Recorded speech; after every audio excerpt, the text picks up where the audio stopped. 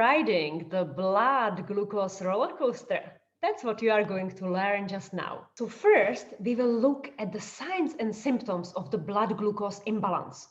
We will also talk about what is glucose. What are the different names of the glucose that are hidden nearly everywhere? And why do we actually need glucose and how to keep it stable? So maybe you are now wondering, am I riding on the blood sugar roller coaster? So if you feel low in energy throughout the day, so you start the day maybe with your coffee, but then already have the mid-morning slump or afternoon slump after the lunch, or you fall on a sofa after work at 6 o'clock and you feel like to want to fall asleep, it means you don't have stable energy levels. Maybe you cannot go without food for more than 5 hours. So let's say you had your lunch and you already feel like 6 o'clock, 7 o'clock in the evening, and you feel like dizzy, irritable, shaky. All what you do is to think about the food. It's really hard for you to concentrate. Maybe you even have heart palpitations, or you often crave food, but not broccoli. It's usually like carbohydrates or some snacks, just to have, like, I don't know, a piece of bread or something sweet, a little bit of chocolate, because that helps you to relieve that fatigue, but only for a little while, because then the hunger strikes again. So it's this excessive appetite, and you really don't feel satisfied after normal meal. So let's say normal meal when you have broccoli with a piece of meat, that does not satisfy you. Maybe also have a difficulty to lose weight. So you have this belly fat, and even though you are trying different diets and you're trying to be disciplined 1 to 3 days, but then you go back into the old routine, you feel guilty about it because you know that it's not helping you, but you can't break it down. Maybe you even notice that you wake up in the night because you feel thirsty or you need to go to the toilet. So that is a sign of a blood glucose imbalance. Maybe your wounds are not healing properly, so you scratch yourself, and even after 1 or 2 weeks, you can still see the mark or still opened wound, and your cholesterol levels are high. So cholesterol, as you will learn in this course, is not caused by the food that you eat like butter, but it's sugar. So what is actually sugar? What is glucose? Carbohydrates is the group. So carbohydrates, it's bread, pasta, rice, basically everything that comes from plants, because plants need the energy, need the glucose to grow and for the photosynthesis. Yeah. So simple sugar, that's what we need to be careful about. So simple sugar, monosaccharide, mono is just one molecule, and that is basically so simple to get it into the bloodstream. Yeah, and it's glucose, fructose, and galactose. Galactose is in milk. Then we have disaccharide, so it's two molecules connected together, which is very easy to break. It's like chop, one bond, and again we absorb it quickly into the bloodstream. So you, for example, know lactose. Lactose is a milk sugar. So it's in every dairy product that has not been fermented. Yeah? And some people have intolerance to this sugar because they cannot actually absorb it, break it down, and then the bacteria in our intestine is feeding on it, causing bloating. Then we have sucrose, which is basically the table sugar, the white sugar, or any even brown sugar.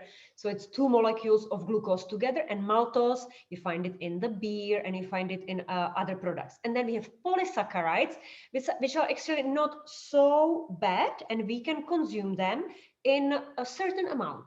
And that's what we will discuss as well. And that is starch. So starch is basically that white powder that you sometimes use to thicken the sauce, so you can buy it, and or you can see it, for example, when you want to boil the potatoes in the water, and you put the potatoes into the water and you see that suddenly it becomes white because the starch, the sugar, is coming out of the potatoes. Yeah. So ideally you want to drain the water and put there another fresh water. So like this, you minimize the amount of carbohydrates that you are consuming.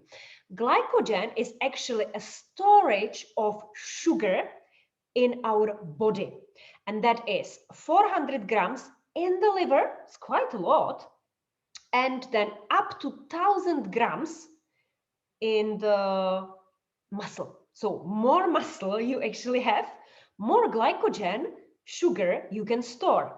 If you don't have muscle, you are storing all the glucose, turning it into fat, and you're storing it as a fat. Yeah. So that the advantage of exercise is that you have quite a lot of glycogen in your muscle. And then we have cellulose, which is basically the fiber in plants, and we cannot digest it. Only the bacteria in our intestine is digesting it. So we don't absorb any calories out of that. So now you know the difference between simple carbohydrates and complex. So everything that is white sugar, white flour, white pasta, white rice, everything has been stripped of any fiber, and it's just purely monosaccharide or disaccharide. And therefore, it's going to spike the blood glucose levels and hit it high, and you experience the signs and symptoms, because then you are going to hit down. So the speed of absorption is how long the chain is. So longer the chain is, so more cellulose or fiber it has, like when you eat the full whole fruit with the fiber and with the water around it, it takes much longer to our body to break it down. If you take 4 apples and you will juice them, and then you drink the juice thinking that it is extremely healthy, you have stripped off the other benefits of the fruit, and you are drinking fructose and glucose, the simple sugar, and it is going to spike your insulin and spike your blood glucose levels, and you will pay the price for it. So here are the different names of the sugar, and you can download the list with the 60 different names. And I just want to point out one of the most dangerous ones that the marketers are selling to us as one of the best ones for it, and is agave syrup. So first of all, it's extremely expensive and it is extremely processed, because agave as a plant, if you cut it and take the juice out of it, it's not actually sweet. So when they take the juice, they have to make syrup. That everything that is syrup means that they had to boil it for a very long time to remove all the water out of it and concentrate the sugar. The same, for example, if you juice 4 apples and you will put it into the pot and you let evaporate all the water, you will create apple syrup. That will be 1 spoon of the syrup is equivalent of eating 4 apples. So imagine how much sugar you can consume in anything that is called syrup. Agave syrup, date syrup, nectar, caramel syrup, maple syrup, rice syrup. Yeah, so syrup is something that you want to definitely avoid. But maybe you are saying, but I'm using honey. But honey is 60% fructose and 40% glucose. So it's basically pure sugar as well. So with sugar, it doesn't matter if you are choosing a healthier option or just a plain white sugar. The impact on the blood glucose level is exactly the same. So now we want to ask the question, do we actually need glucose in our body? And what is the glucose used for? So when the glucose, the sugar, gets into your bloodstream, then it goes to the liver, and then it gets to the cells. And the cell has mitochondria. It's like energy powerhouse. And only there it's going to be turned into energy. So the glucose on its own, the molecule that you swallow, has no impact on your energy levels. Your system must be operating well to take it in and turn it into ATP, adenosine triphosphate. And this is like money, it's like dollars, because there's no cell in our body that would be working for free. They all want to be paid. So for example, your muscles, so that they contract, all the muscles in the body are asking for 2 ATP. So you know when you are exhausted, if you run a marathon or you go for a hike for 8 hours and you forget to take food, you feel exhausted. You cannot even lift your legs and arms because you have no energy, because mitochondria didn't get the source of the energy and couldn't turn it into ATP and couldn't pay to your muscles to move. Then our brain is using glucose as the primary fuel. So it's like a petrol for our brain. If we try to go on a ketogenic diet, which means eating just fat, and we are not adapted to the fat, we feel initially big fatigue, even for 7 days. It's like a flu. It's called keto flu, because our body is not used to using any other source of energy, because we are constantly consuming glucose. You have glucose for your breakfast, snack, lunch, and the body can take it anytime from anywhere. It can take it from the stores of your glycogen, from your liver. It's present all the time. So we said that muscles prefer glucose because in the glycogen, it helps us to quickly react and do the quick exercise.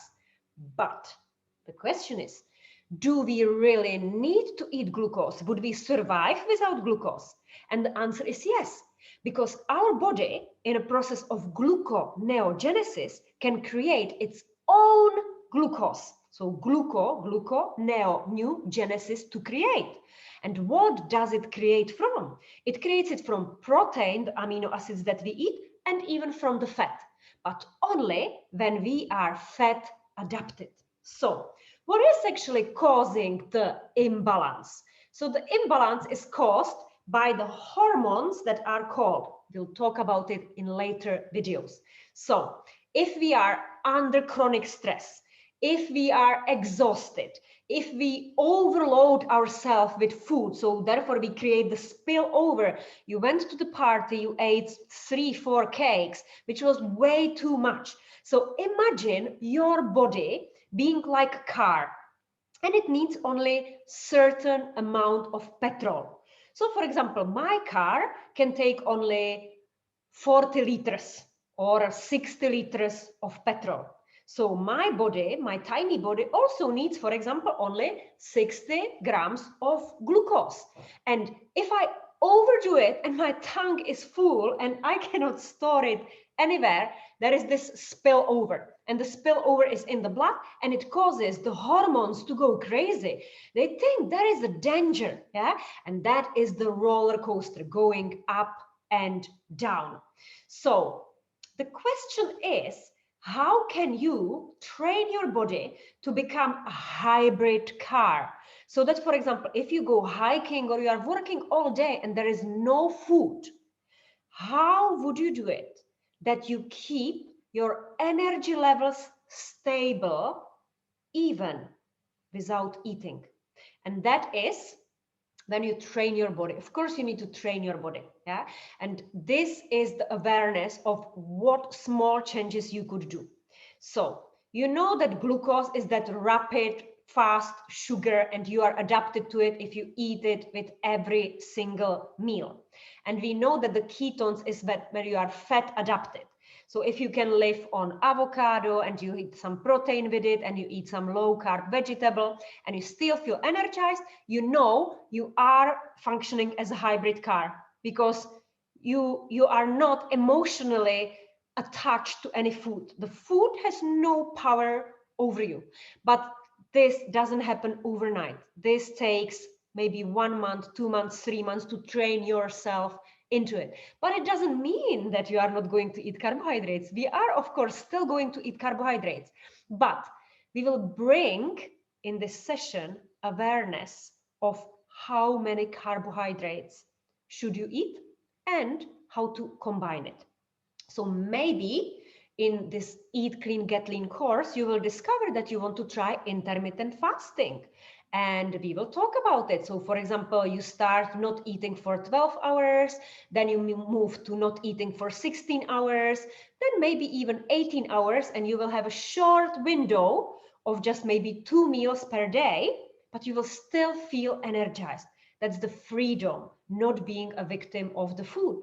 Maybe you try low carb diet, maybe ketogenic diet. I don't promote any diet. You need to find whatever suits your needs and where do you feel comfortable. But you find out only by trying it yourself.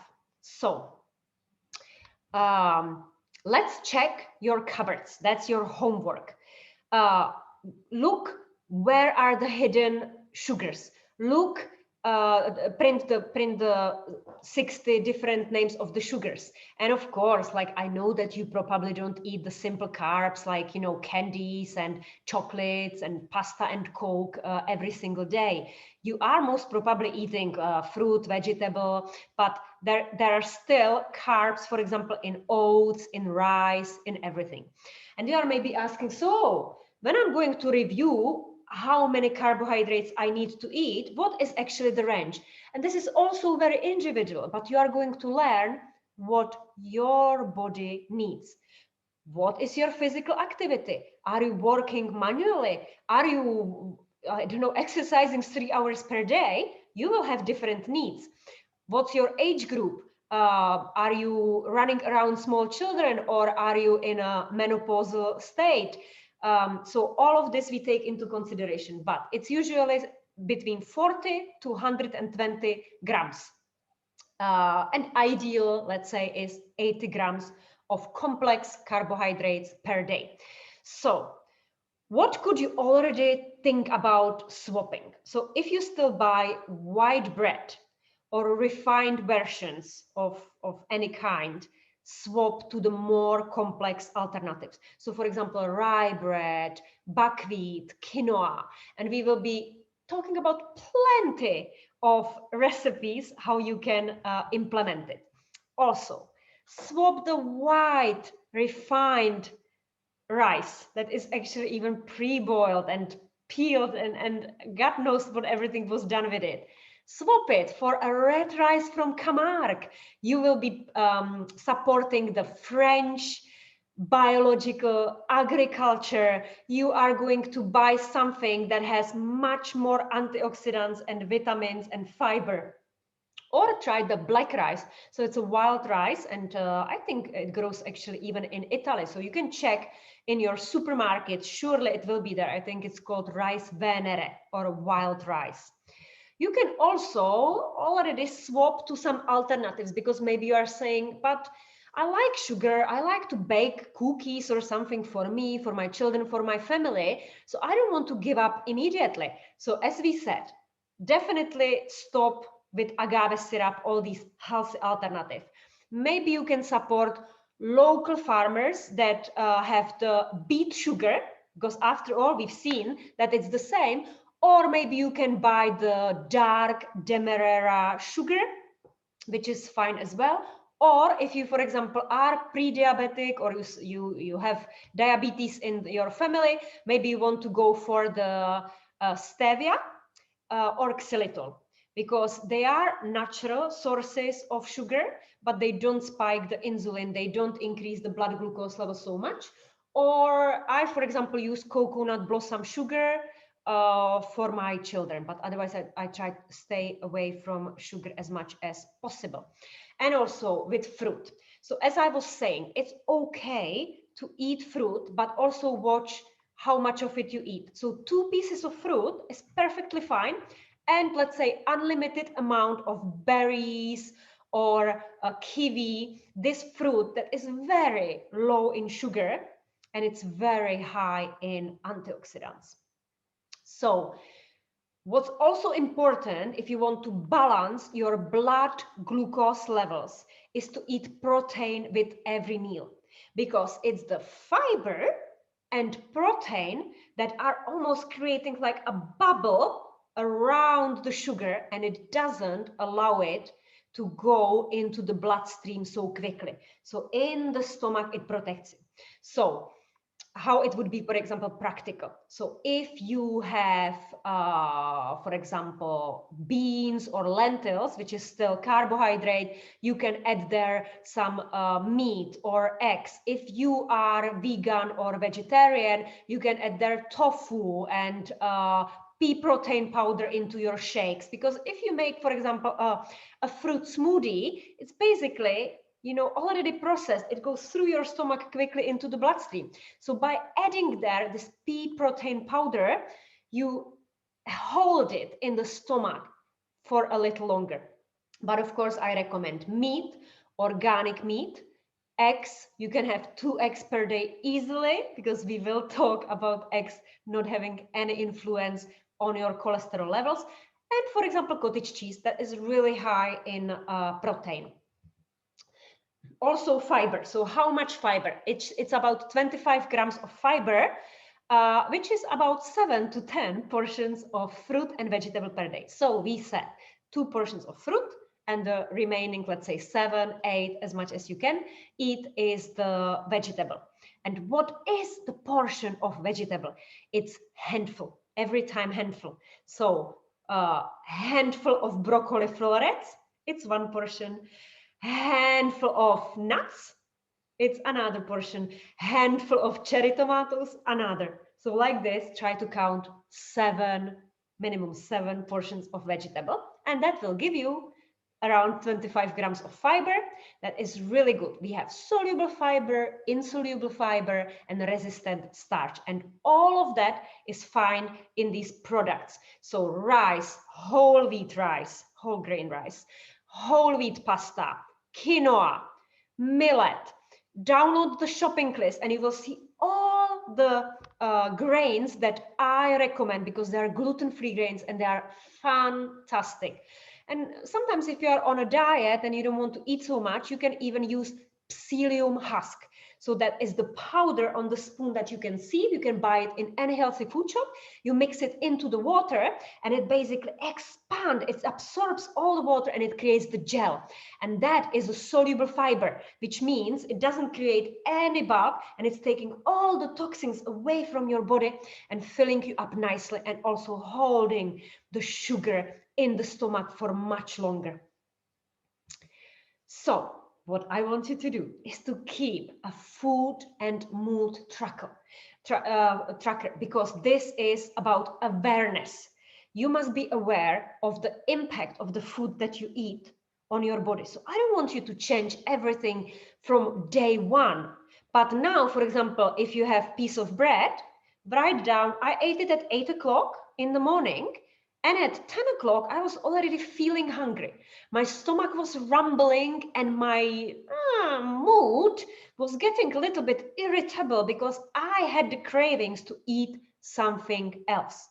The next day, you will, for example, have omelette with cheese and spinach and 1 avocado and maybe a handful of tomatoes. You eat this for a breakfast and you note it down and you will say, oh, at 10 o'clock, I was still feeling full. My stomach is full, but my energy levels were the same. I didn't really have any cravings, and I went for a nice long walk, maybe. So like this, please write down everything that you were eating and send it to me, because I am really curious to find out